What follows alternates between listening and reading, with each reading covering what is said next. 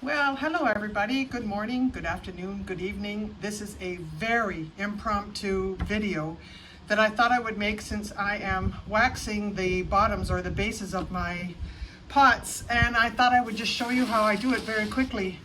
I had a friend of mine probably a couple of years ago say, how do you get the wax so even on the bottom of your pots? And I'm about to show you how I do it. So I'm going to angle the camera down a little bit and show you my work area of where I am doing my waxing, and we'll go from there. So this is just going to be really a couple of minutes long. Anyway, what do I have? I have an electric fry pan, and I have it set at just under 250 degrees Fahrenheit.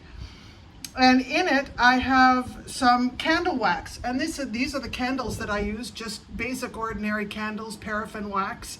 And I put them in here and I melt them. And then the string that is inside, I just pull the string out and toss it away. I don't want that in there. So you can see exactly what is in here. It's just probably a thin layer, maybe. Well, let me measure it of how thick the wax is. Okay, it is probably about 1/4 of an inch thick. And all I'm going to do now is take my piece. Now, I bisque fired my kiln yesterday, and I have several pieces that I need to wax the bottoms of because I dip my glazes. I dip my pots into glaze, and this just makes the thing a whole lot easier because I can just do a single dip. The glaze will just run off the bottom because of the wax, and it just makes my life a whole lot easier.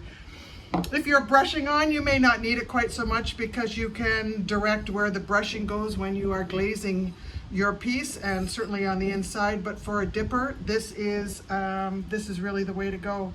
It's a very, very simple process. I have, as I said, I've just taken these out of my kiln, and I have used a wet rag already while they were, funny enough, still a little bit warm, so they evaporate.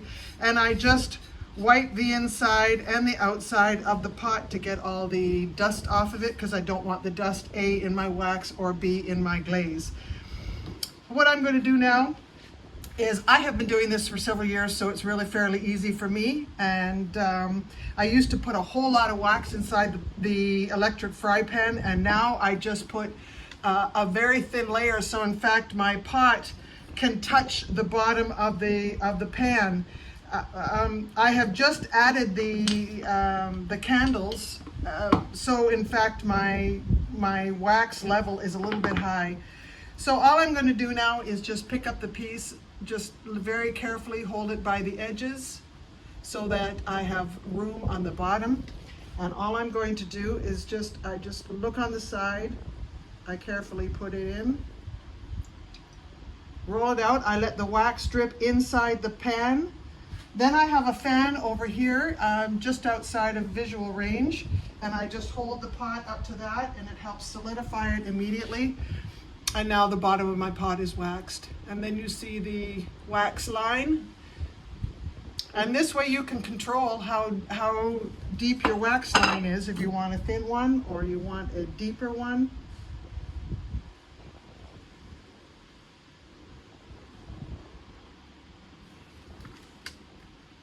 And that's it. It is really that easy.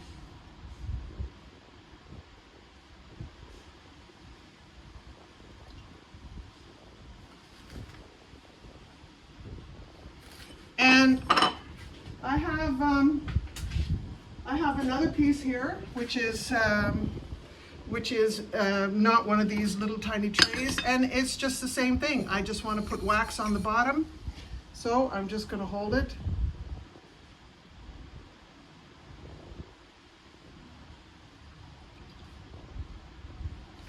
And there's the wax on the bottom. And this is the lid that's going to go with it, and I'm going to wax, so I'm just going to lightly touch the edge of this rim because I'm going to want to glaze the rest of it. So this is a little bit tricky.